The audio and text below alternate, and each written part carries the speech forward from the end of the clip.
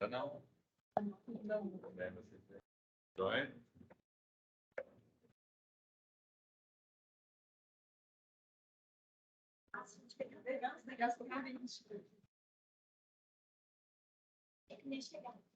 Ainda mais pra essa chuva, né? Eu saí um pouco mais cedo, mas nossa, não. Café é isso que tem. Fui atender um cliente ontem em Caraguá. Aí, não, dormi lá. Eu tô chegando de viagem agora também. Acabei de chegar. Meu carro, a gente tá com 2 carros. Aí um dos carros estragou. Ficamos umas 2 horas na estrada até chegar aqui. Deixamos para trás. Ó, eu tenho que ir, eu tenho palestra. Um amigo para trás para eu poder. Obrigado.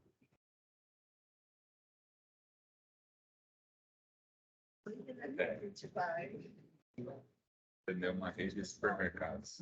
Então, o nosso escritório, ele atua na indústria preventiva, de assessoria, então, acaba indo para todo lado.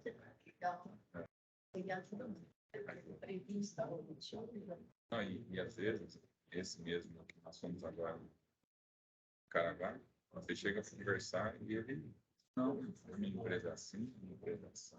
Eu tive processo, chama RH. Aí chamou a menina do RH, chamou a menina do RH e falou: você tem contrato de trabalho? 20 negócios, cada um dos colaboradores, discriminando as atividades, para não gerar uma eventual discussão sobre uma discussão, desvio. Eu tenho plano de carreira, a empresa tem 20 anos. O cara que entrega há 20 anos vai ganhar 2 anos que entrou agora. Então vai ter diferença salarial, diferença de carreiras. Exatamente. Que as empresas não adotam, já são de 150 colaboradores. Interessante. Pessoal, boa noite. Agradeço a presença de todos vocês. A quem nos acompanha de casa também, pela chuva, eu acabei liberando acesso para o pessoal que estava em casa. Algumas pessoas estão assistindo de casa também. Agradeço a professora Jéssica, né, pela gentil indicação. E hoje recebemos aqui a doutora Fernanda Ribeiro Papandréia. Eu falei que eu ia, falei bem? Tá bom. Procuradora do município de Pouso Alegre, graduada pela Universidade Federal de Juiz de Fora, possui pós-graduação em Direito Processual Civil, em Direito Administrativo e mestre pela Faculdade de Direito de Minas. Provada em concursos de analista do Ministério Público de São Paulo e procuradora da Câmara de Valinhos, além de procuradora do município de Pouso Alegre desde 2021. O pessoal conversava, né, com a professora, falando para ela desse nosso quadro. Na última oportunidade tivemos aqui o Dr. Mário falando sobre a carreira dele.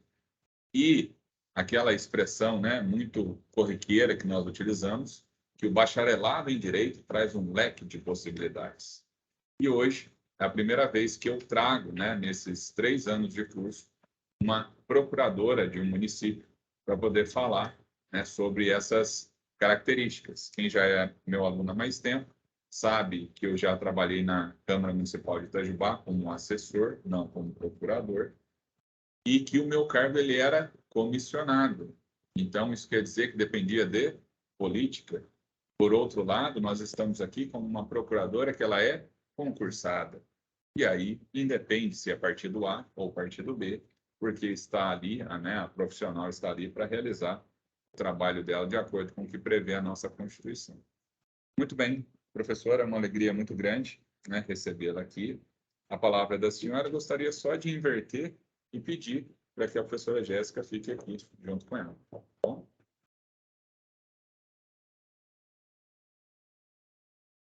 Boa noite, pessoal. Boa noite a todos. Gostaria, primeiramente, de agradecer pelo convite, a Jéssica, o Regis. Estou muito feliz de poder falar um pouquinho com vocês.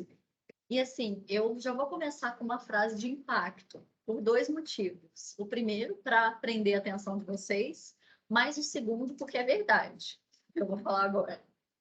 Estava em casa, né, montando essa apresentação, pensando o que eu ia falar com vocês, E eu pensei, nossa, como eu gostaria de, quando eu estava na faculdade, de alguém ter me contado isso, que eu vou contar para vocês hoje. De alguém ter vindo e falado, olha, é assim que funciona e tal. Porque eu fiquei anos, né, estudando para concurso, me preparando, num processo de amadurecimento, e poderia ter ficado sabendo antes. Mas tem coisas que as pessoas não contam para gente. Porém, hoje eu vou contar. Então, espero que vocês gostem. Como o professor Regis falou, eu formei em Juiz de Fora, né? Já rodei um pouco o Brasil, meu pai era militar, então morei em Fortaleza, morei em Juiz de Fora, mas sou de Pouso Alegre. E tive essa alegria de passar recentemente em Pouso Alegre, que é a minha cidade, num cargo muito bom, uma carreira que está crescendo, que está se desenvolvendo, igual eu estava conversando agora com o Regis, é um cargo assim que eu prevejo que nos próximos anos vai melhorar ainda muito, vai ser ainda melhor do que é, por conta da própria evolução do nosso sistema constitucional, da nossa democracia, né? Porque ainda existem muitos municípios que são por comissão, que ainda não tem concurso, a gente encontra ainda uma certa resistência da questão política, da independência do procurador, mas eu vou chegar lá. Primeiro eu quero conversar um pouquinho com vocês sobre a preparação para o concurso, como que isso funciona. Primeira coisa, aproveitar mais a faculdade. Eu fiz uma faculdade excelente, né, maravilhosa, só que eu entrei muito jovem, né, entrei com 18 anos e tal, então às vezes eu estava mais interessada na calourada do que na faculdade em si, né, é verdade. E eu fico pensando, nossa, se eu tivesse estudado mais durante a faculdade, eu poderia ter passado mais rápido, já poderia ter crescido mais na carreira. A pessoa fala, nossa, mas você tá bem, você já fez mestrado e tal. Eu sei, mas dava para ter feito antes, para ter ido melhor, para ter sofrido um pouco menos, talvez, no processo também, porque o processo, ele é muito sofrido. Então, assim, uma dica que eu daria para vocês, aproveitem os professores de vocês, né? Vocês têm um quadro excelente de professores. Vivam essa experiência intensamente, a experiência do direito, porque o direito, ele é muito bonito. A gente sabe que, nossa sociedade é tão injusta, a gente lê lá a Constituição, né? O bem de todos, a igualdade, os direitos sociais e tal, fala que lindo, mas de fato não é assim no mundo. Porém, nós queremos que seja, nós trabalhamos para que seja, né? Eu sigo o público, então, às vezes eu estou atendendo alguém lá e eu estou cheia de trabalho, tem que parar para conversar com uma pessoa, né? E a pessoa está com dúvida e tal, eu falo, não, eu estou aqui para servir o público, né? O meu trabalho é esse, eu sou servidora, eu estou aqui para servir o público. Então, primeiro isso, estudem durante a faculdade, né? Todo mundo fala, mas eu gostaria de reforçar. Uma questão interessante também é a questão da prática jurídica, né? Quando a gente está na faculdade, a gente idealiza muito carreira de promotor, de juiz, e são 3 anos de prática para você passar no concurso desse. E o meu concurso, por exemplo, um procurador do município, você pode formar e já passar no concurso. Você não precisa ter tempo de prática jurídica. Então, é uma coisa muito interessante para você focar, às vezes, durante a faculdade, porque você consegue já sair empregado. Eu tive colegas de turma que saíram já procuradores, analistas, e, assim, eu acho que vale muito a pena, até para quem quer um concurso maior, você passar num outro concurso antes para você continuar estudando, porque a questão de você ter o seu dinheiro, a sua estabilidade financeira, a sua independência, ela pesa muito. Eu estudei para concurso durante quase 7 anos, 6 anos. E de início eu fazia só magistratura e Ministério Público. E eu avancei em alguns concursos, fui para a sentença de juiz aqui de Minas, fui para o Ministério Público de São Paulo e tal, acabei ficando nas fases mais avançadas, mas eu vejo que se eu já tivesse talvez feito um concurso para procurador antes e continuado estudando, teria sido mais leve por essa questão de você ter o seu trabalho, de você ter o seu dinheiro, de você ter a sua rotina. É muito mais interessante do que, às vezes, você focar numa carreira de longo prazo, que você vai demorar muito para alcançar, assim, né? E, nesse caso, assim, uma experiência até particular que eu tive, que a gente negligencia muitas vezes, porque, às vezes, não é matéria da prova, que é o português. Assim, o português é importantíssimo no concurso público, gente. Gramática, a interpretação. No curso de Pouso Alegre, na prova aberta, eu tirei 97,6. E, na verdade, eu acertei todas as questões. Era para eu ter tirado 100, só que eles me descontaram português. E a nota mais alta foi da Ana Paula, minha colega, que tirou 99, e ela perdeu um ponto também de português. E numa sentença civil que eu fiz no TJMG, eu usei um termo jurídico meio incorretamente, que foi uma preliminar, enfim, eu recorri, mas eu reprovei por 2 décimos, então talvez eu teria sido juíza, não sei, porque teria uma prova oral ainda, né? Mas a gente carrega aquela dorzinha, meu Deus, será que eu não fui juíza por causa do português? Pode ser. Então é muito importante a gente gostar da nossa língua, a gente saber dominar mesmo de todas as maneiras, porque um concurso ele cobra muito isso da gente, o domínio da nossa realidade e da nossa língua, e ainda mais o direito, que já tem por si expressões, né, difíceis, diferentes e tal. Então, eles querem muito isso. É uma coisa que às vezes você vai ler o edital, vai estar lá, constitucional, administrativo, processo civil, não vai ter português. Algumas provas caem português na primeira fase e tal. Mas ainda nas que não caem, é um estudo assim muito importante. E como no dia a dia também, às vezes a gente se comunica de uma maneira mais coloquial e tal, que não é errado, mas a leitura, né, é muito interessante nesse sentido, ler bastante, ler livros que não são do direito. Eu amava ler, assim, no ensino médio e tal. Aí eu entrei na faculdade, parece que travou, né? Não sei, eu, conversando com alguns colegas, eu vejo que isso acontece. Porque no dia a dia é tanta leitura, é tanto texto, que parece que a gente... Tudo certo?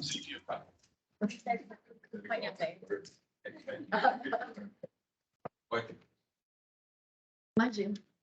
E... Eu falo, é verdade. Obrigada. Exatamente. E aí, de uns tempos para cá, eu voltei a ler outros livros, né? Ler romances, ler outros livros.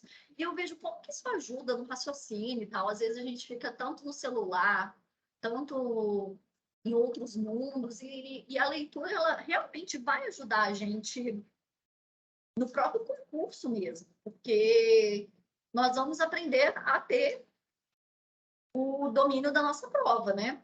Da nossa língua e, consequentemente, vamos demonstrar esse domínio na prova. Aí, assim, por exemplo, a gente está estudando para concurso. Como que estuda para concurso? Será que eu vou ler todas as doutrinas e tal? Vou pegar manuais? Enfim, não vai, porque não vai dar tempo. Por isso que a preparação tem que começar na faculdade. Porque, olha, você tem 6 meses para estudar tributário 1, mais 6 meses para estudar tributário 2. Não sei como é aqui, mas eu tive 9 períodos de direito civil. Então, assim, você tem que aprofundar na faculdade, porque quando você for estudar para concurso, você vai revisar e, gente, é decoreba. Assim, até os concursos mais concorridos de juiz, de promotor, de procurador federal, você vai ter que decorar a lei. Só que se você não entender o que está por trás, você não consegue lembrar. Então, assim, a doutrina, você ter aprofundado, você ter entendido, vai fazer com que na hora que você está lá, lendo lei, naquela decoreba e tal, você consiga assimilar o conteúdo melhor. E não dá tempo de você fazer depois, assim. Quer dizer, dá, mas vai demorar muito. Então, se você quiser ter um êxito, assim, de uma maneira mais eficiente e mais rápida, você deve com certeza aproveitar a faculdade. E aí você vai focar depois no quê? Vai ser lei seca, jurisprudência, principalmente muitas questões, vai ter que fazer uma bateria de questões todos os dias. Eu fiz 15 concursos, eu acredito. 15 concursos. Já viajei, já fui para São Paulo, já fui para o Sul, já fui para BH. Nossa, já rodei fazendo prova. E era sempre assim, com o tempo a gente vai pegando aquele feeling, né? O que eu tenho que ler, o que eu tenho que estudar. Mas aí você sempre vai voltando nessas questões, né? Uma questão assim bem prática também, né, para passar para vocês a gente tem que procurar um equilíbrio em todas as áreas da nossa vida. Então, assim, às vezes a gente coloca tudo da nossa vida numa prova, num concurso, todas as nossas expectativas, a nossa felicidade. Mas depois que você passa, você vai continuar tendo questões. Todo mundo falava isso para mim, eu falava, não, depois que eu passar, eu vou ser plena. Você acha que eu vou me preocupar com isso? Não vou, mas preocupada, me preocupo. Então, a gente tem que ter pilares na nossa vida. E, para mim, principalmente uma rotina saudável, né? De dormir, acordar cedo, de fazer atividade física, de me alimentar bem. Isso faz muita diferença, porque o estudo, durante a faculdade já, mas principalmente o estudo para concurso, ele é muito estressante, ele é muito. Você se questiona muito o seu valor, né, como pessoa, de você estar lá batalhando, fazendo várias provas, aí reprova em uma, reprova na outra, e é muito concorrido, né? A gente, o direito no Brasil ele é muito concorrido, eu acho que é a área mais concorrida, mas é uma área que dá muitas oportunidades, tem muitas carreiras, é que às vezes as pessoas elas focam numa coisa só, né? Quando a gente amplia o nosso leque, a gente vê que tem muitas oportunidades maravilhosas. Mas se a gente se deixar cair nessa onda de competição, de produtividade a qualquer custo, e negligenciar a nossa saúde física e mental, não vai dar certo. Ou então vai demorar mais, vai ser o oposto. Você pensa assim, eu não vou malhar, não, porque eu vou poder estudar mais uma hora. Mas, na verdade, se você ficar uma hora na academia, o seu estudo amanhã vai render o dobro. E se você fizer isso durante um mês, 2 meses, o seu estudo vai render o triplo. Então, é algo que nós temos que ter, assim, é um conselho, claro, mas nós temos que ter coisas inegociáveis para gente. E quando eu estudava, não era negociável para mim. Eu fiquei muito tempo sem fazer atividade física e tal, e eu ficava sentada o dia inteiro, e ficava muito ansiosa, e ficava me sentindo, nossa, todo mundo trabalha, eu não trabalho, eu tô ficando para trás, a minha vida não está acontecendo. E eu senti isso muitas vezes, uma cobrança da minha família, ai, mas você não trabalha, mas você tem mais de 25 anos, você não faz nada da vida, que não sei o quê. É claro que aí depois que eu passei no concurso, e para mim foi legal, porque eu passei no concurso em junho e entrei no mestrado em março como bolsista. Então eu fiquei 6 anos sem fazer nada e de repente mestrado concurso. Mas não foi 6 anos sem fazer nada. Eu fui construindo aquilo ao longo do tempo e aí aconteceu tudo de uma vez. Então aí todo mundo, nossa, mas você é muito inteligente, não sei o quê. Não, eu estudei muito, eu fiquei lá ralando muitos anos, né? Desde a faculdade, muito tempo e tal, que eu poderia ter, inclusive, aproveitado melhor a faculdade, né? Como eu coloquei para vocês. Então é isso, sabe? A gente saber o que a gente quer para a nossa vida, qual que é o nosso objetivo, né? Todo mundo quer uma boa carreira, todo mundo quer uma estabilidade, o concurso ele proporciona isso. Porque, igual eu falei, eu enfrento, às vezes, questões, né, no meu trabalho, questões da própria política do município e tudo, mas eu sou estável no meu cargo, ainda não, vou ser em breve, mas, assim, eu tenho... eu sei que eu estou segura lá, então eu tenho segurança para emitir minha opinião, para me manifestar, para ter a minha postura como procuradora mesmo, que é o que, na verdade, a sociedade espera de mim. Porque eu não posso ver algo que eu julgue incorreto e virar os olhos, deixar para lá. Não posso, porque eu estou defendendo o interesse público. E eu acho isso muito bonito. A gente está trabalhando a serviço da população mesmo, defendendo o interesse público, né? Como eu coloquei para vocês. Então, fazendo essa pequena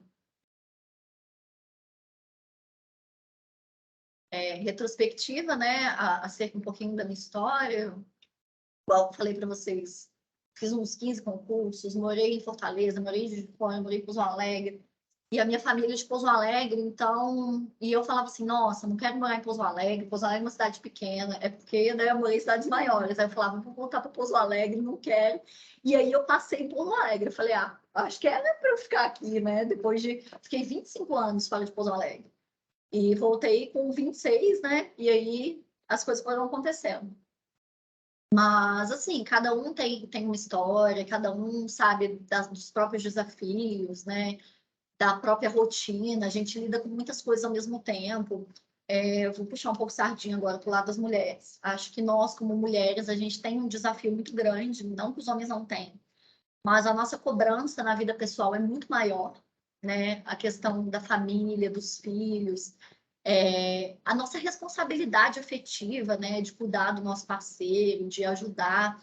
Eu tenho muita sorte, que o meu está aqui, né, que ele me ajuda muito, mas nem sempre é assim, a gente tem muitas dificuldades. Então, nós temos que superar isso e nos priorizar, se colocar em primeiro lugar mesmo, falar assim, olha, eu tenho a minha família, eu tenho minha carreira, a Jéssica faz isso brilhantemente, né? Tenho um filho, tenho um marido, e dá aula em Pouso Alegre, dá aula em Itajubá. É aquele meme, né? Sabe lá, tipo, tentando equilibrar a vida, né? Faça tudo mal feito, não siga um exemplo, uma coisa de cada vez. Mentira, gente, uma aluna brilhante, primeiro Uma lugar coisa de cada registrado. vez. É mentira, ela está sendo modesta. Mas, assim, eu dou esses exemplos para a gente ver que, assim, às vezes a gente vê uma pessoa de fora e a gente idealiza aquela pessoa, a vida daquela pessoa, mas não é assim, né? Todo mundo tem um calo, uma coisa que aperta, uma dificuldade. E nós temos que trabalhar, procurar ser melhor a cada dia, evoluir um pouquinho, crescer. O estudo, ele traz um senso de merecimento muito grande, porque quanto mais a gente estuda, a gente batalha, a gente se sente empoderado mesmo, a gente se sente vitorioso, merecedor de todas as coisas maravilhosas que a vida vai nos ofertar. A vida, eu acho assim, o universo, ele é, viajando um pouco, mas ele é infinito de possibilidades e tudo. Às vezes a gente pensa, tem uma vaga só, aquilo lá é muito difícil, muito concorrido. Não, tem para todo mundo. É infinito. É que a mente das pessoas é limitada e aí nossa mente vai limitando a nossa vida, as nossas escolhas.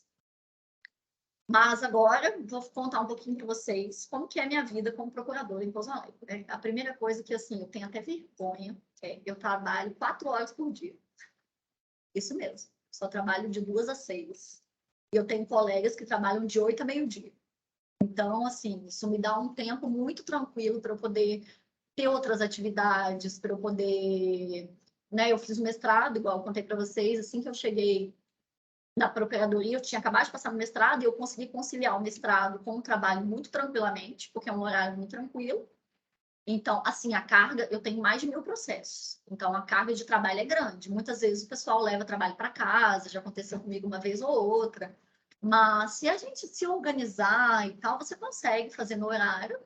Então, é uma vida muito boa, porque você tem um horário de trabalho muito curto e tem tempo para viver a vida, para se cuidar, para dar aula, se for o caso, até mesmo para advogar, né? Porque não é dedicação exclusiva. Então, isso é uma coisa muito interessante das procuradorias, porque outros cargos você tem dedicação exclusiva, então você não consegue exercer outras profissões, né? Exceto a docência, que é livre para todo mundo pode ser professor. Mas eu tenho, né, inclusive uma outra colega lá em Pouso Alegre, Ana Paula, que ela tem o escritório dela, ela dá aula, então ela consegue conciliar outras atividades junto com a procuradoria. E isso é muito interessante, porque para quem tem interesse em advogar e tal, você consegue crescer na sua cidade, você consegue ter uma visibilidade maior por conta do seu cargo e exercer a profissão, né? Assim, nós... E isso é Pouso Alegre, tá, gente? Tem cidades que são 6 horas, que são 8 horas, depende do seu cargo. Mas é uma carreira que você consegue essa flexibilidade de horário, né? Que, para mim, é muito interessante, né? Igual eu falei para vocês, por exemplo, nós que somos mulheres, eu penso assim, quando eu tiver meus filhos, como é que vai ser e tal, eu pensando que eu tenho uma carga de trabalho tranquila, já me ajuda, já me tranquiliza, assim, um pouco. E a questão do meu dia a dia, vou contar um pouquinho para vocês como funciona. Nós trabalhamos com temas muito variados. O grosso das procuradorias é a execução fiscal. Por isso que o tributário ele é cobrado tão forte no concurso, tributário e financeiro. Direito financeiro, eu tive aula na faculdade, só que foi... não foi tão profunda a aula e também era só um período e tal. Então, eu tive que estudar muito. Quando eu fui fazer o concurso lá em Pouso Alegre, nossa, eu estudei muito direito financeiro. E a gente pensa assim, nossa, financeiro é muito difícil e tal. Não é que é difícil, é que é um pouco diferente do que a gente está acostumado. Por exemplo, direito civil, família. É muito tangível, né? Todo mundo tem relações familiares, sucessões e tal. O financeiro, como que a gente vai fazer os empenhos dos recursos públicos, como que a gente vai gastar o dinheiro público e tal. Então, por ser uma coisa meio distante da nossa realidade, às vezes a gente cria um bloqueio. E isso que é legal também para falar para vocês, gente, não existe matéria chata. Quando você fala, eu não gosto dessa matéria, a matéria não gosta de você. Então, dá tudo errado. Não, eu pensava, eu gosto de financeiro, adoro financeiro, e ficava decorando a lei de responsabilidade fiscal, sei lá, 300, 200 artigos, eu lá, o município tantos por cento, gente, eu decorava, e eu escrevia, anotava. E assim, é uma dureza, mas é gostoso também. E as porcentagens, e como que é o empenho, só que tudo tem a sua lógica. Por isso que eu falo, aproveitem a faculdade, porque se você tiver uma aula e você entender a lógica do sistema, você vai conseguir resolver mais fácil as questões. Porque até as questões que você não sabe, você vai conseguir acertar. Porque o direito, ele tem uma lógica. Às vezes foge um pouco, mas tudo tem uma razão de ser.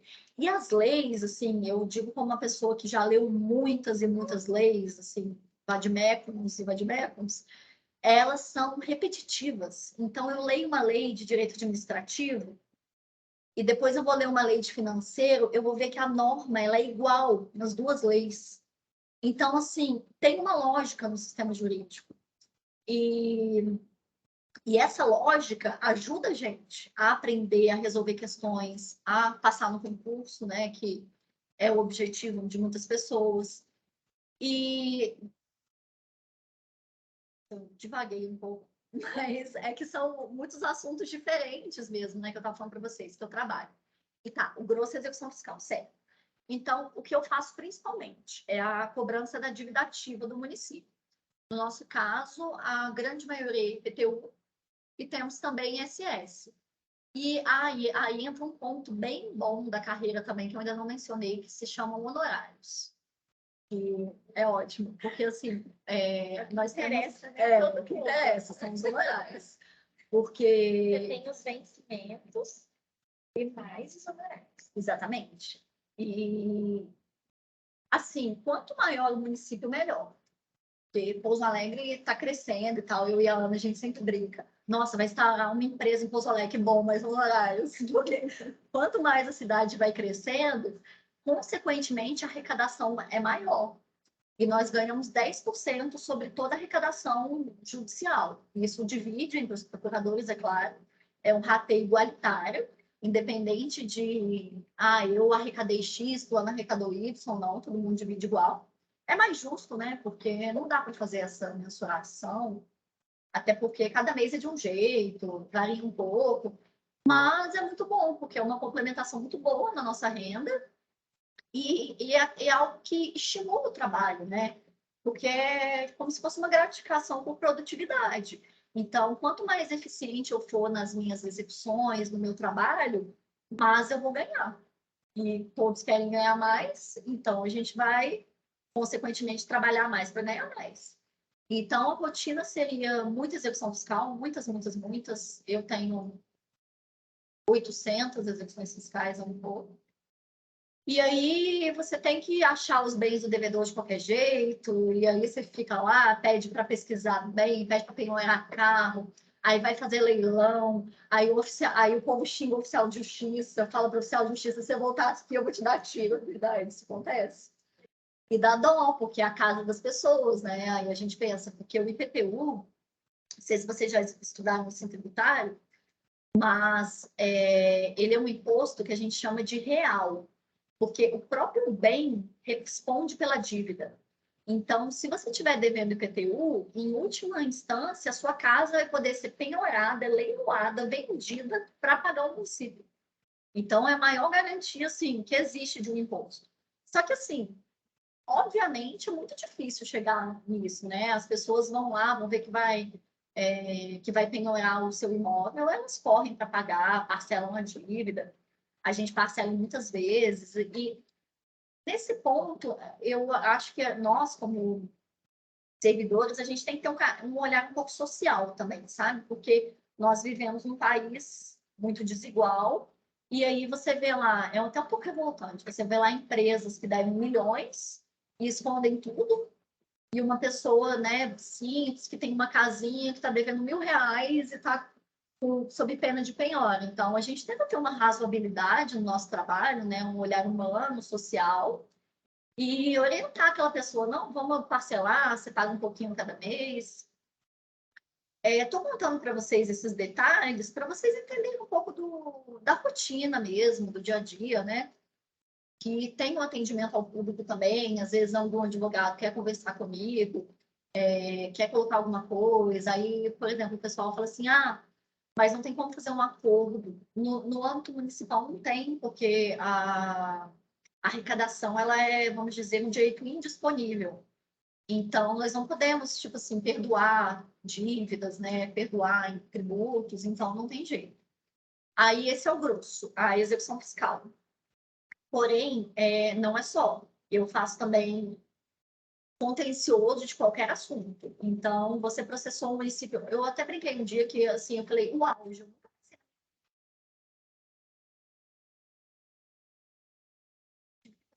pensei sobre túmulo, que eram 2 jazidos. Aí, por exemplo, eu nem sabia que era assim, mas eles vão enterrando as pessoas. Aí aqui tem uma pessoa enterrada, aqui tem outra, e aqui tem outra. Aí o familiar dessa pessoa que estava lá embaixo queria tirar os restos mortais dela e levar para outro cemitério. Só que tinha uma outra pessoa por cima. Aí eles me perguntaram, e aí, como é que faz com essa pessoa que está por cima?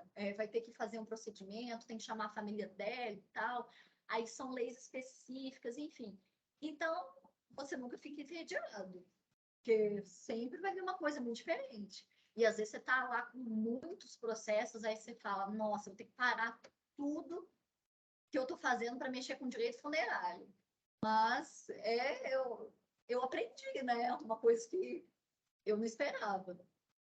E então nós temos muitas demandas de saúde, medicamentos de alto custo, que as pessoas entram contra o município para fornecer. Nós temos demandas assim, por exemplo, caiu uma chuva lá em Pouso Alegre em 2022, que foi uma chuva terrível. E várias árvores caíram, e caíram em cima dos carros. Aí, os donos dos carros entraram com um processo pedindo para ressarcir o prejuízo da árvore que caiu no carro.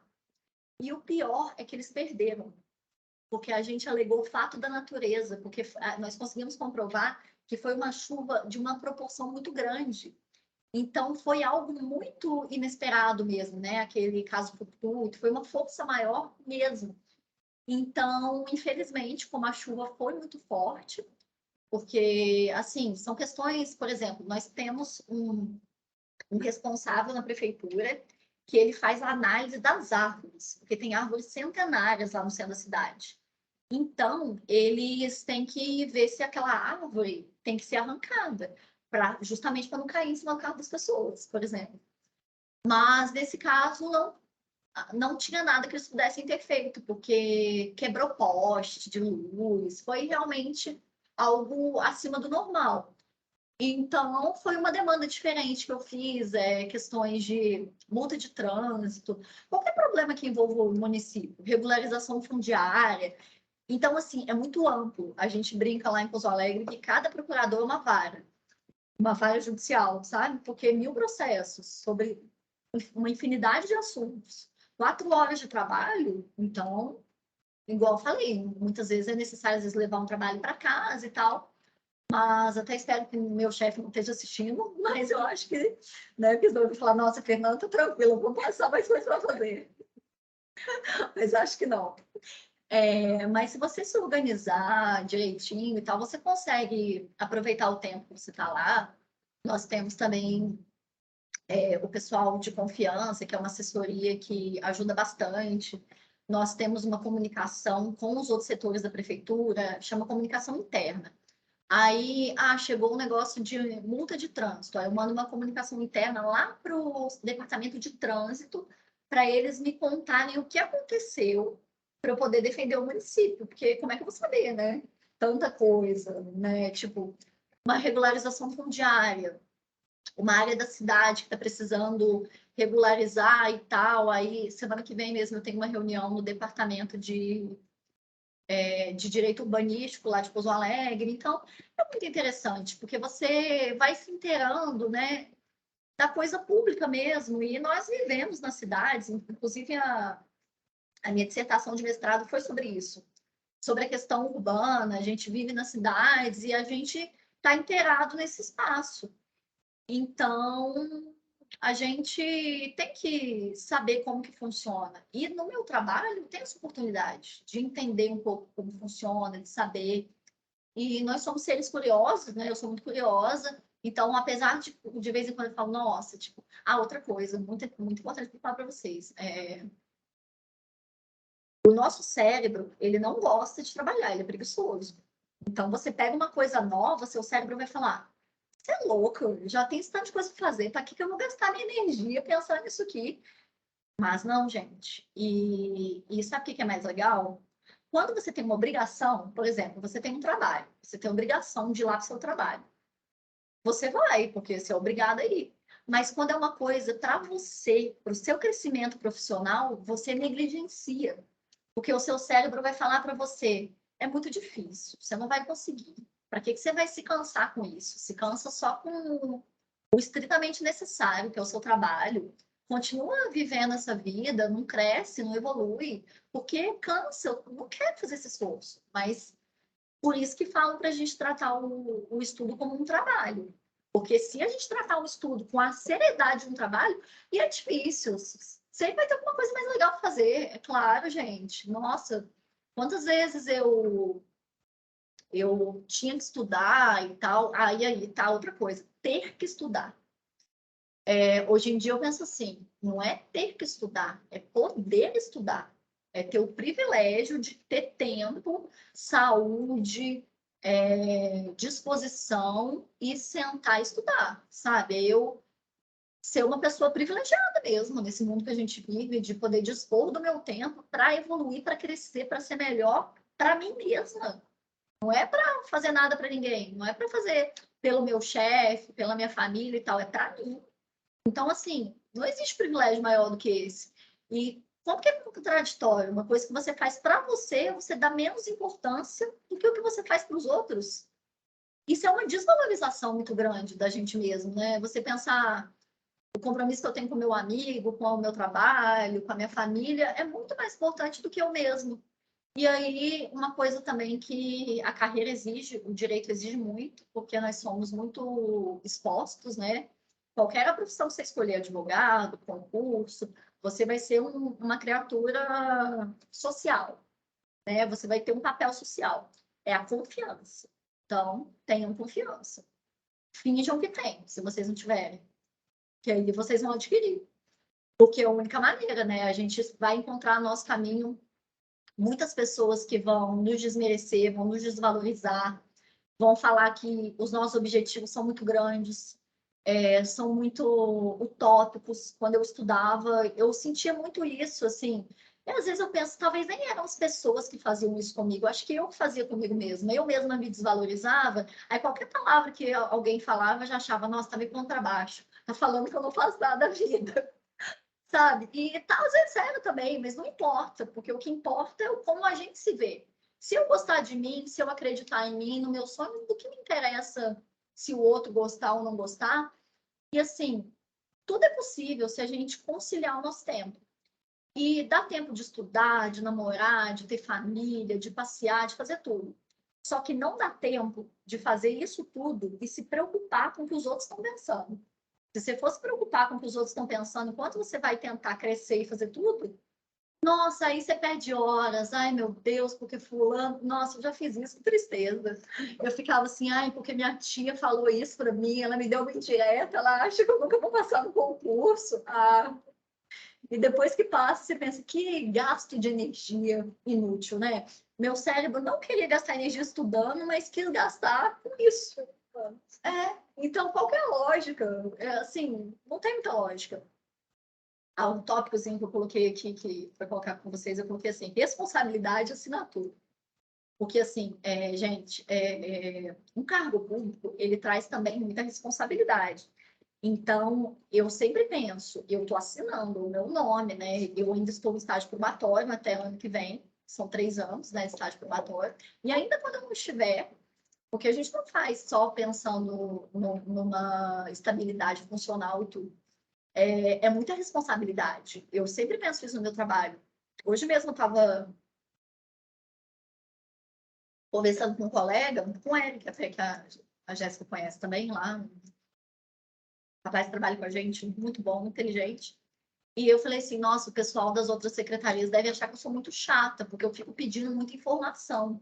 Mas é porque eu não posso fazer um processo sem saber o que eu estou falando, de qualquer jeito, sem ter segurança, sabe? Então, assim, eu prefiro que me achem chata, mas que pelo menos eu estou me sentindo apta a assinar, a colocar meu nome, e eles pressionam também. Eles pressionam, porque eles colocam lá a responsabilidade é inteiramente do procurador no e-mail. Aí você recebe aquilo, já dá palpitação. Eu já fico, nossa, mas a responsabilidade é minha, se eu não fizer direito, se eu não souber o que eu estou fazendo. E já foi caso para mim que era inédito na procuradoria. Nem os procuradores que estão lá há 20 anos fizeram, eu fiz. Eu falei, por que vocês me deram isso? Mas já que me deram, vou fazer. Então, assim, é uma responsabilidade também, né?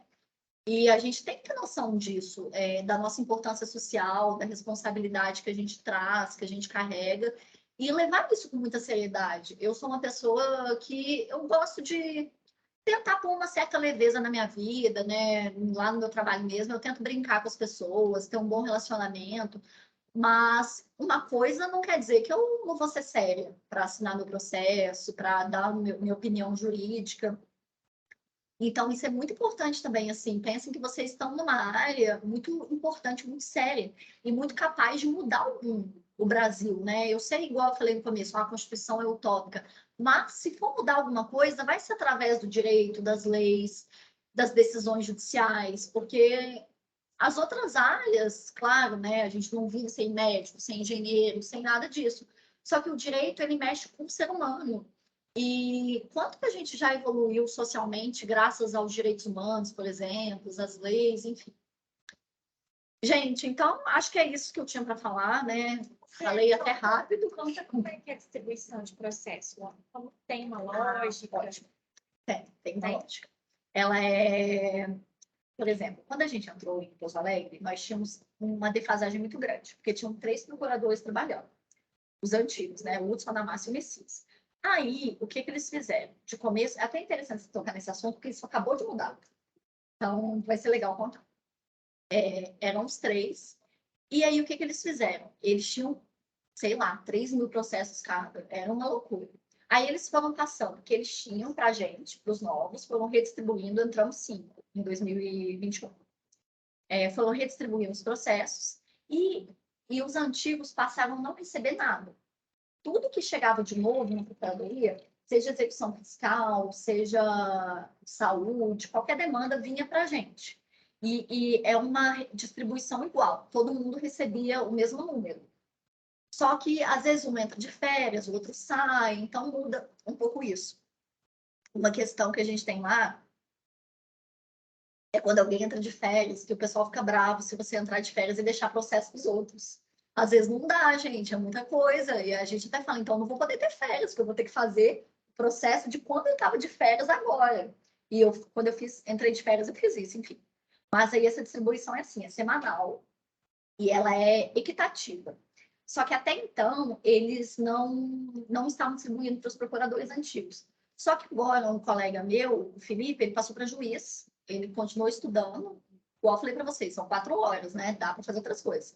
E aí ele passou para juiz no TJ Goiás e foi embora agora. Semana passada foi a última semana dele, bem recente.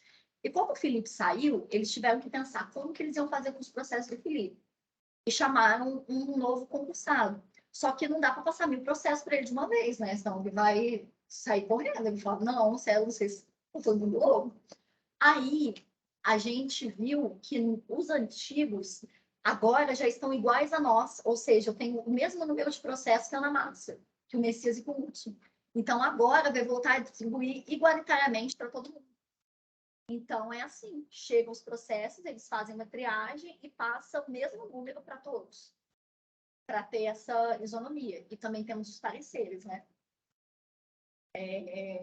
Eu recebi essa semana um parecer, de vez em quando a gente faz. E aí nós temos total liberdade para dar a nossa opinião, mas eles falam lá que você tem que seguir as orientações do órgão.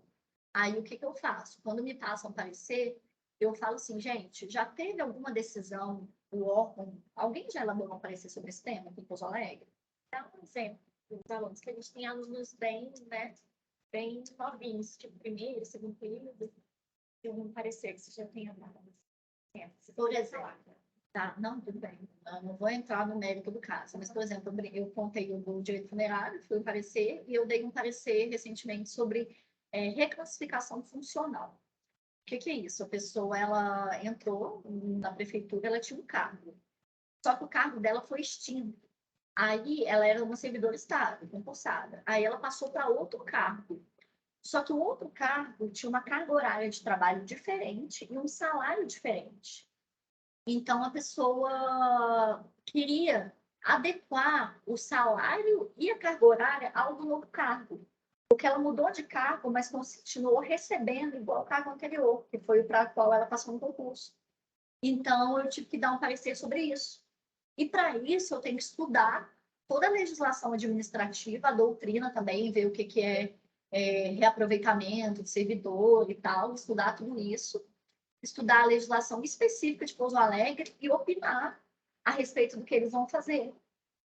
Eu peguei um parecer também sobre uma consolidação urbana. O que é isso?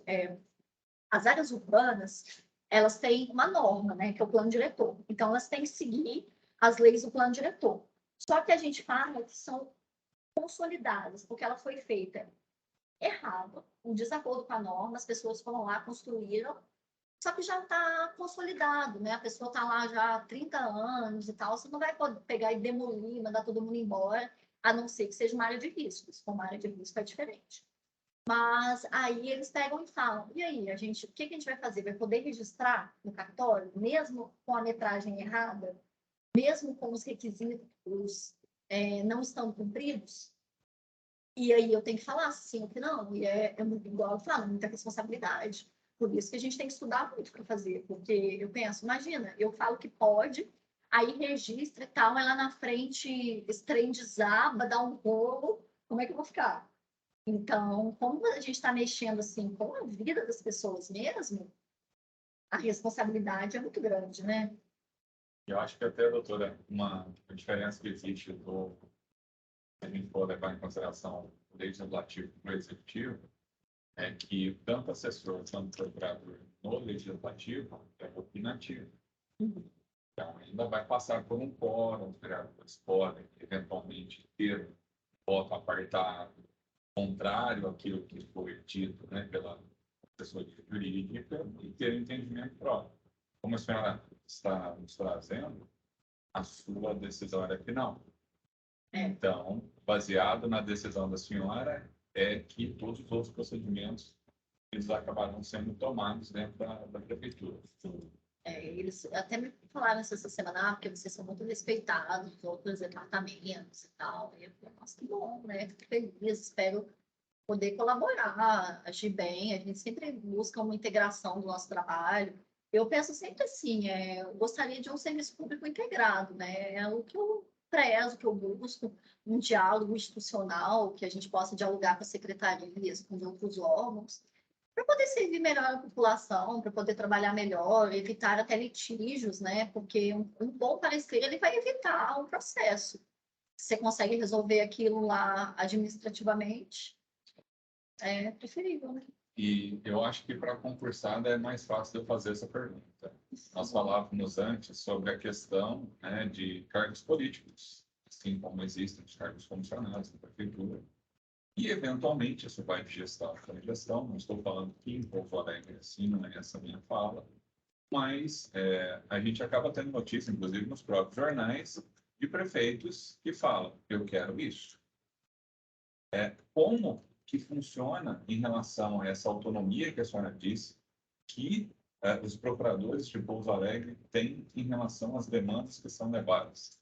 Porque influencia, né, as peças orçamentárias, aquilo que o município vai conseguir eventualmente entregar ou não para a população. Então, eu entendo a complexidade E até o elogio que foi feito, ele é justo, justamente dado a dificuldade dos procuradores, porque tudo vai passar pelo jurídico. As peças orçamentárias não sairão se eventualmente não tiver um parecer jurídico falando sobre como que é essa atuação de vocês nesses casos. Então, para a gente isso é muito tranquilo, porque, na verdade, nós não damos todos os pareceres. A gente também tem um quadro de servidores de confiança. E acaba que algumas questões mais sensíveis ficam com eles. Então, algumas questões assim muito sensíveis políticas, eles não passam para a gente. Justamente por conta da nossa independência funcional e tudo, né? Mas o que eu faço, a minha opinião, eles falam, seguir a orientação da Procuradoria. Por isso que eu sempre pergunto, alguém já deu um parecer sobre esse assunto? Para eu poder ler, por favor, me mande, para eu poder ter uma coerência, né? Porque vai que eu falo uma coisa e um colega de trabalho falou algo totalmente diferente, não fica bom. A gente tem que ter uma coerência no órgão. Mas eu tenho total liberdade para decidir aquele caso da maneira que eu achar melhor. Agora, o que a gente sempre coloca no final é assim, a consideração superior. Então, o procurador-geral do município vai analisar e vai decidir se ele vai acatar ou não. Então, não é realmente a palavra final, vamos dizer assim, porque passa pelo crivo dele. E ele é o cargo mais alto, né, dentro da procuradoria, então é ele quem resolve mesmo. E isso a gente, com certeza, respeita. Mas, regra geral, não há alteração nos pareceres que vocês emitem. Comigo nunca aconteceu. Nunca mudaram nada. Pessoal, eu estou fazendo um comparativo de legislativo e executivo só para vocês poderem entender, né? Que muitas vezes se fala pelo período que eu estive no legislativo, e que mesmo sendo um cargo comissionado, a nossa equipe, ela tinha a liberdade de decidir. O que eu estou querendo dizer isso? Muitas vezes o próprio presidente que havia indicado, né, o diretor e os dois assessores, teve parecer contrário ao nosso, de projeto de lei que ele levou e que era inconstitucional. Nós falamos, não tem como, impossível. Então, por isso, né, da pergunta que eu estou falando, vai muito de gestão para gestão. Assim como, mais uma vez, não estou falando de Itajubá nem de Pouso Alegre, existem alguns casos em que os procuradores são contratados para quê? Preciso desse parecer. E aí ele é um parecer que ele não vai levar em consideração a Constituição, que é o grande, e todas as outras normas que a doutora trouxe aqui, que são extremamente importantes para a gente conseguir tomar, né, ter um parecer que ele seja adequado às necessidades do município. E vejo até que do que nós fazíamos, porque a senhora faz é um grão de areia, levando em consideração, porque nós estamos analisando um projeto de lei. Vocês estão na parte da execução. E ali já passou todo o processo legislativo e vocês têm a dificuldade da implementação para que tenha-se, né, um resultado. Né? Mas é interessante que, às vezes, a gente sugere até edição de normas, porque, às vezes, tem uma lacuna normativa, e aí, para ter mais segurança, no caso do direito funerário que eu contei para vocês, eu sugeri uma edição de um decreto específico sobre aquele assunto, para ter mais segurança jurídica sobre aquilo. Então, tem esse diálogo também, né, institucional entre os poderes, e isso é muito bacana. É importante. Veja assim, Itajubá ainda sofre muito com algumas questões que Pouso Alegre e outras cidades próximas já são avançadas. A senhora falou um pouco sobre direito real, né? Nós temos uma grande dificuldade aqui, em especial no setor rural, de nós não termos legislação sobre chacreamento. Pouso Alegre já tem, Maria da Fé e outros municípios aqui no entorno têm. Por que eu estou falando isso? Porque acaba gerando loteamentos clandestinos. Os loteamentos clandestinos, as pessoas que passam a morar lá, passam a bater na prefeitura e falar: eu quero água, eu quero esgoto e eu quero energia, porque eu pago os meus impostos. Só que na formação, a formação foi feita de forma equivocada. E aí, a grande dificuldade que eu vejo, né, falando como professor, é não entender como bons exemplos, cidades evoluídas, que são maiores do que a nossa, e nós não conseguimos implementar. Por quê? Não há esse diálogo que existe, como a senhora está falando, entre executivo e legislativo para o melhor interesse da própria população. Inclusive, retiraria algumas responsabilidades por parte da prefeitura. Porque se o empreendedor ele quer fazer um chacreamento, ele vai ter que entregar a estrutura.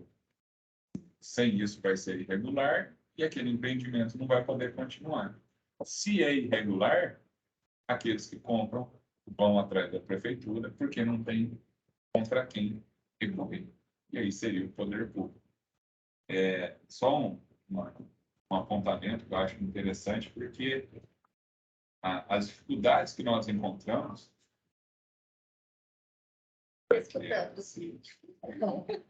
tem algumas questões que a gente muitas vezes vê, e eu acabava tendo muito contato com isso no legislativo, de a população não conseguir compreender essa parte de competência. Eu acho que ela é muito interessante também da gente, se a senhora puder falar um pouco, por que determinadas áreas, elas são afetas, elas são direcionadas diretamente para o Poder Executivo, que aí são de responsabilidade da senhora, enquanto procuradora, e outras, né, como determina a nossa Constituição, elas dependem do Poder Legislativo para que ele traga as regras e aí, posteriormente, seja ou não cancelado pelo Executivo. Certo. Eu acho que isso que você está falando para a gente entra muito no princípio da legalidade, porque a gente tem uma legalidade estrita para a administração, né? A administração só faz o que a lei manda. Já o particular, ele faz o que a lei não proíbe. Então, o que acontece? Como a gente tem minha hierarquia de normas, né? A gente tem, né, na questão urbanística, em primeiro lugar, a Constituição, aí depois vai ter o Estatuto da Cidade, plano diretor. Então, nós precisamos seguir essas normas para poder implementar os direitos subjetivos da população e tal. Então, às vezes, não é possível agir sem norma, justamente porque a administração só pode fazer o que a lei permite. Então, a ausência da norma, no caso concreto, ela vai inviabilizar a atuação do poder público, justamente porque não vão ter parâmetros para essa atuação. Então, essa atuação ela ia ser demasiadamente discricionária, e isso não é permitido, né? A discricionariedade administrativa, ela está dentro da lei. Dentro daquelas opções que o legislador deu, o administrador ele escolhe a mais adequada no caso concreto. Mas se não tiverem as opções, então não tem como escolher. Então, é por isso que às vezes cai nessa questão da regulamentação, né? Do legislativo. A gente encontra também muitas leis que elas são inócuas, né? Ou como popularmente diz, a lei não pegou. Como é que o executivo, né, a procuradoria, ela lida com essas situações? Vou dar um exemplo que nós tivemos aqui, que foi cobrado também, que é relacionado à lei de máscaras. Nós tivemos aqui no município, né, uma lei específica sobre isso durante o período de pandemia, e que aí ficava aquela discussão. Por quê? A lei era válida, vigente, impunha sanções, mas a quem deveria fazer a cobrança ou que eventualmente fazer a fiscalização seria o Poder Executivo. Só que qual a grande dificuldade que se tinha isso? Efetivo. Não se tinha o efetivo necessário para poder atuar. Como que a senhora vê como procuradora dessas inúmeras leis que são criadas? Porque, veja, a nossa forma de criar legislações, a nossa Constituição, ela traz essa liberdade de falarmos sobre vários pontos, né? E da necessidade, como a senhora mesmo disse, que o particular ele pode fazer tudo aquilo que não for proibido. Então, por essa razão, tantas leis que são criadas, que muitas vezes a gente acaba tendo a percepção de que ela é muito mais populista, no sentido de, olha, veio uma classe me procurar e eu apresentei esse projeto de alguma forma foi considerado constitucional e tornou-se uma lei. Como que vocês conseguem agir em relação a essa legislação? Porque eu entendo que isso também deve ser uma dor de cabeça muito grande, de quando a senhora é procurada, consultada pela população, de cobrar, olha, mas tem uma lei, por que essa lei não está sendo aplicada? É interessante você tocar nesse ponto, porque, assim, é um paradoxo. Ao mesmo tempo, tem coisas que não dá para fazer sem lei, né? Igual eu falei, a questão da reserva legal, né? Da necessidade da regulamentação. Mas, ao mesmo tempo, a gente tem também um excesso de normas, que é uma legislação que a gente chama de legislação simbólica, igual você falou. Eu estou atendendo os interesses de um determinado grupo, estou criando uma norma, mas ela não tem aplicabilidade prática. Assim, para a gente, eu acredito que isso não chegue tanto, assim, não tão diretamente.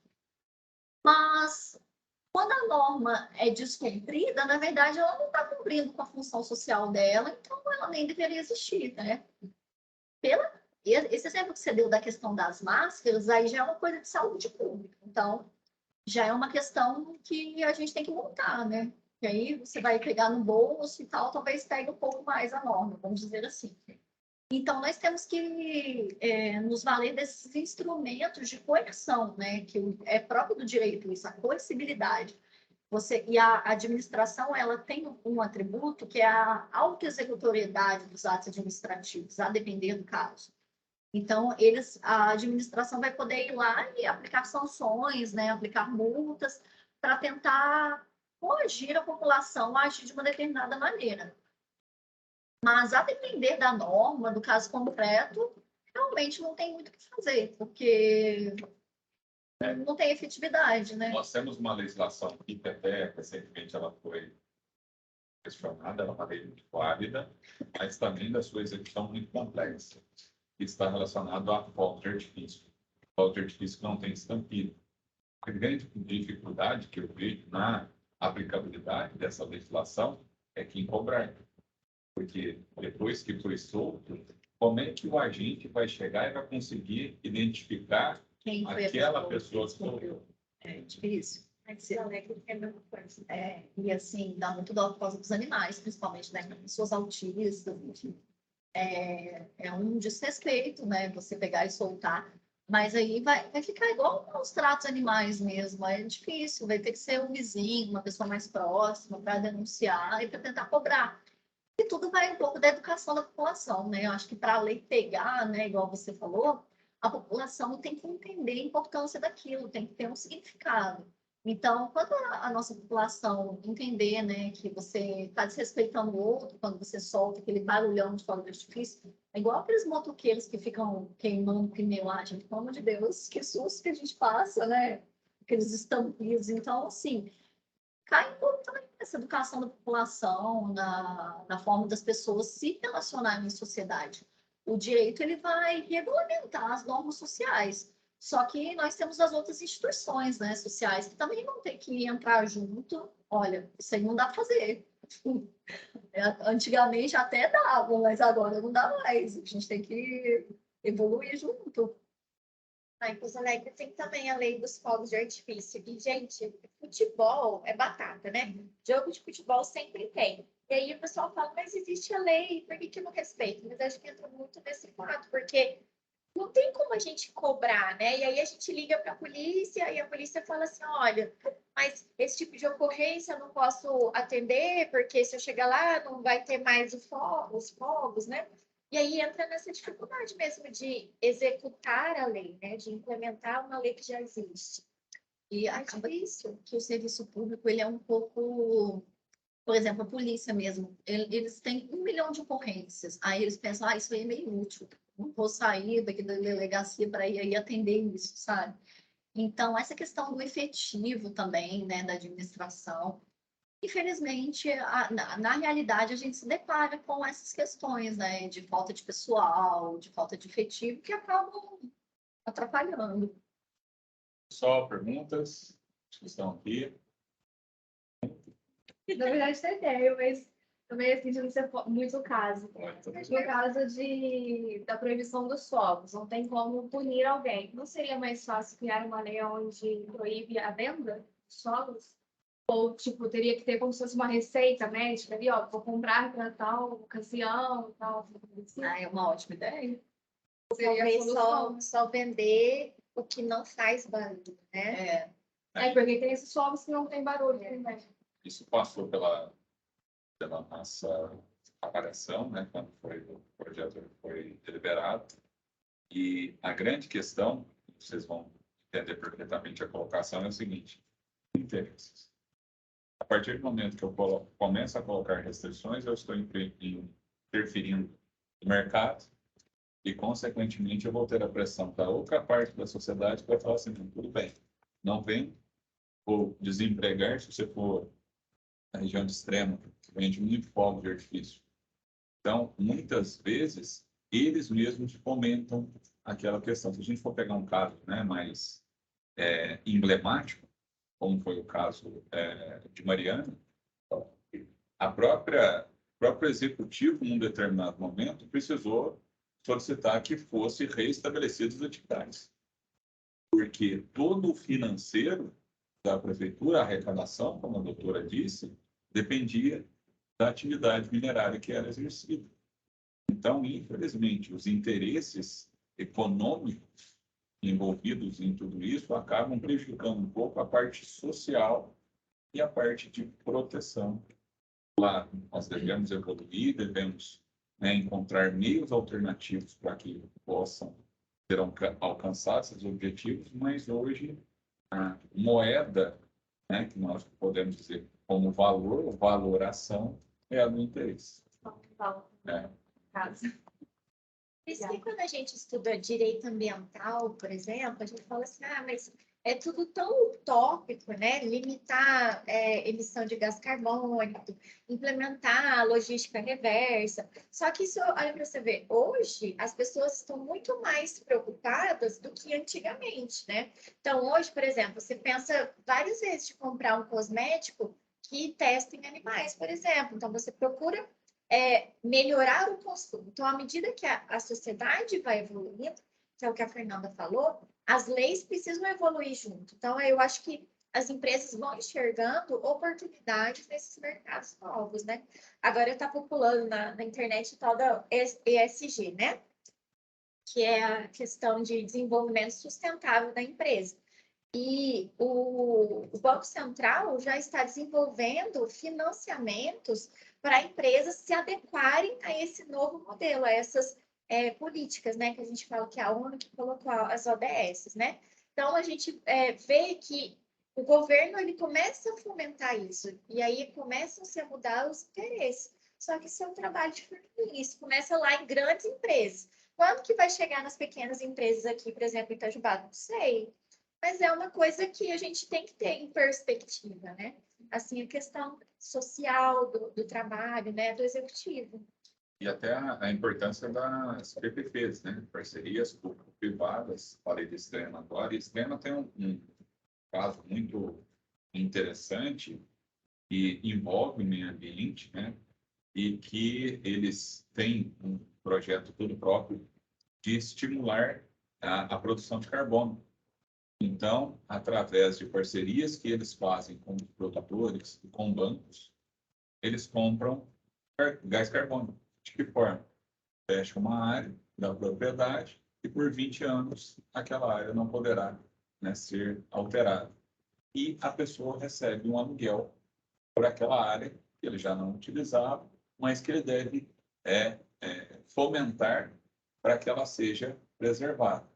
E isso também, um outro quadro muito interessante que tem de Extrema, é o produtor de águas. Eles estimulam também que os proprietários das zonas rurais, eles conservem as suas nascentes e, com isso, aumentar o volume de água. Isso tem gerado, assim, resultados fantásticos na região de desenvolvimento da área rural e com a utilização de parcerias público-privadas. Atuação da prefeitura, atuação do legislativo e instituições privadas que acabam fomentando tudo isso. Regiões como a nossa, né, que ainda tem grande volume de águas, poderiam utilizar essas referências, né, para trazer um pouco mais de satisfação ao meio ambiente. Hoje, estava comentando com a professora, ontem eu até um cliente em Caraguá, e voltando de lá, foi a primeira vez que eu passei no túnel novo. Sinceramente, pessoal, eu fiquei, né, como advogado, imaginando como que as autorizações ambientais foram possíveis, sendo que um dos túneis tem 5,555 metros. 5,5 km. o túnel. E aí você olha e fala, estou por dentro da montanha. Como que conseguiram fazer isso? E eu estou usando um exemplo assim muito grande, porque às vezes a gente vê dentro, né, da nossa realidade local, que se eu quero eventualmente fazer um empreendimento e eu estou dentro de uma área de preservação ambiental, eu não consigo. É praticamente impossível. Eu tenho vários clientes e, claro, como a doutora disse, no passado, na cultura, aí eu tenho um córrego passando no meu terreno. O que eu faço? Eu vou lá, compro manilha, manilho o meu terreno inteiro, coloco terra, está tudo ok.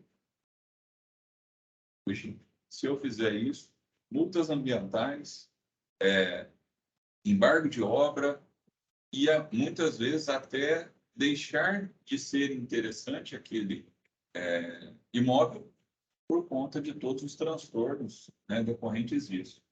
E envolve indiretamente, de certa forma, o direito público, porque quando isso acontece, eles correm atrás de quem? Do executivo para falar assim, olha, se o particular não pode fazer, vamos atrás do público, porque aí o público consegue fazer com que essa canalização não seja considerada um crime ambiental. Então, eu estou colocando tudo isso para que vocês entendam a complexidade do trabalho da doutora e como ela falou, não é uma área, não é igual o que eu faço como advogado corporativo de atender uma demanda específica. Eles chegam, certamente eu imagino que deva ser dessa forma, qual o problema de hoje, né? Qual o incêndio que nós vamos apagar hoje. Mas muito obrigado, doutora, pelo seu tempo, disponibilidade. Foi muito importante para os nossos alunos, né, entenderem um pouco mais dessa profissão tão importante que acaba influenciando na vida de todos nós. Então, é muito importante esse respeito que a senhora disse que todos têm pelo trabalho da senhora, e é importante que todos realmente tenham, porque não é fácil ter o conhecimento que a doutora tem, como disse, é muito estudo, né? Necessário muita leitura, muita pesquisa, e ao mesmo tempo ter essa, ou considerado dessa forma, essa paixão de conseguir devolver para a população aquilo que a senhora levou tanto tempo para poder adquirir de conhecimento. Então, muito obrigado mais uma vez, né? Agradeço em nome dos nossos alunos, quem está em casa também, e mesmo, né, com a chuva, está nos acompanhando. Então, muito obrigado a todos vocês que nos acompanham.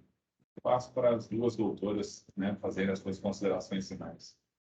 Pode falar. Eu só quero, então, agradecer vocês estarem presentes, pessoal de casa, professor Regis, né?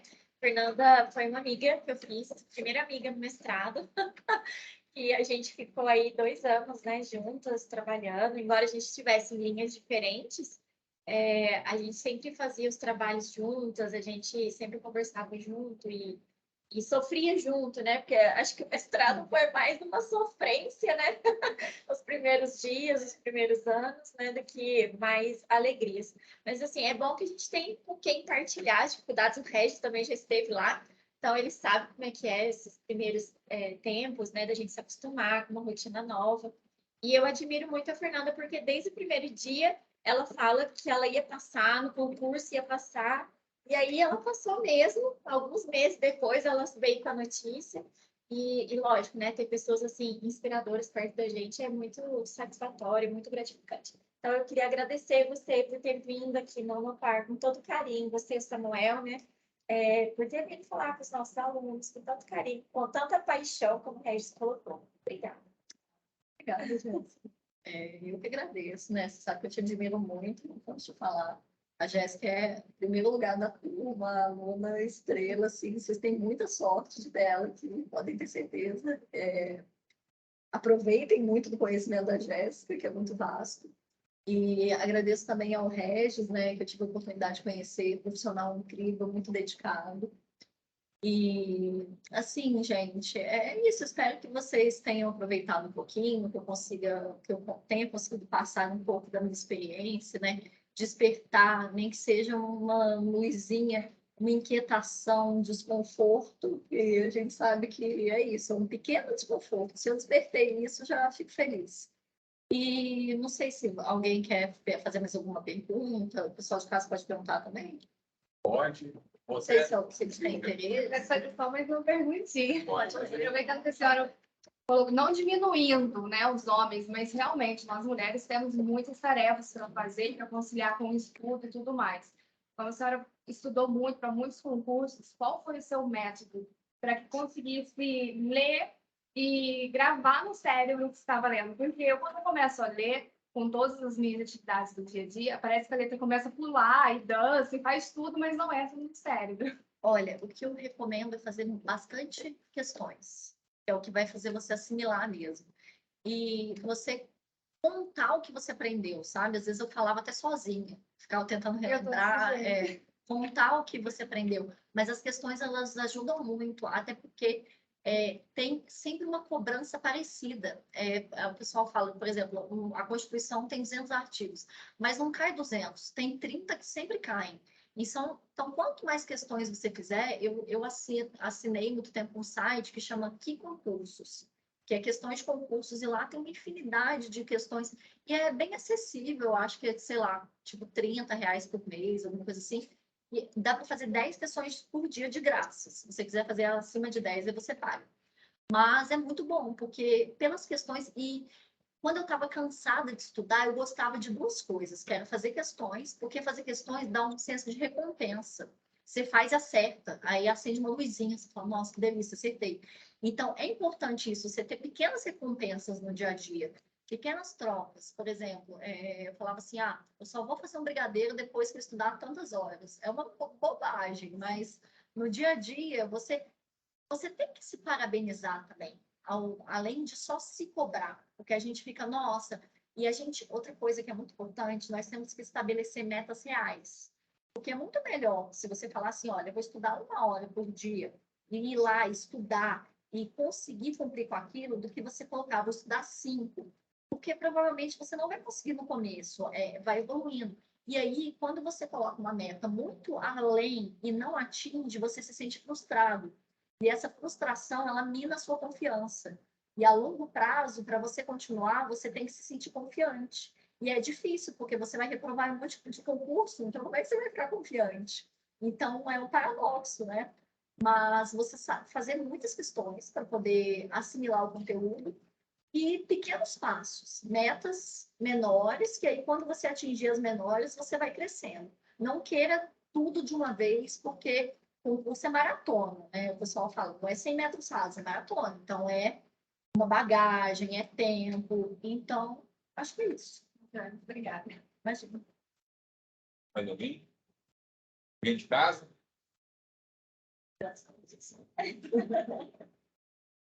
É um programa de televisão.